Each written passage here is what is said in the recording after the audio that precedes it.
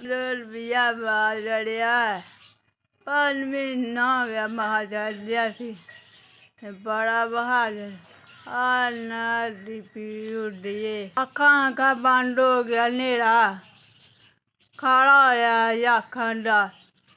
नजर नहीं आंदा घर कोई भी है बाती घर टीवी पका दिया अन्नी मेरी कुड़ी ये मेरी रिश्ते विच जठानी लगदी है ते इहदी अखां दी बनाई भी खत्म हो गई है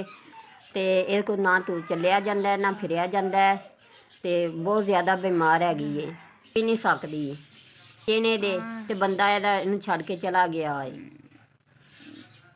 अपनी जिंदगी विच ये जिहड़ी है ना औरत बहुत तंग है ते बड़ी मजबूर ते बेकस है इहदी हैल्प मैं अपने कोलों करनी है इहदे बच्चियां नूं भी मैं ही संभालदी हाँ ते इहदी भी देखभाल मैं ही करनी हाँ अपने बहुत ज़्यादा मसाइल हैगे ने जिहड़े कि मैं इहदे नहीं पूरे कर सकदी ते इस वास्ते इहदी कुछ ना कुछ हैल्प कीती जाए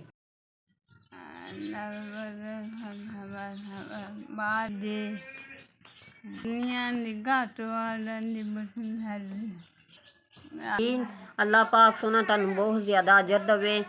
ते रब ताला तुहाडी जिंदगी विच आसानियां पैदा करे ते अल्लाह पाक सोना तुहाडे बच्चिआं नूं भी तंदरुस्ती दे तुहाडी बेगम नूं भी देवे अल्लाह तुहानूं भी मदीने दे हज कराए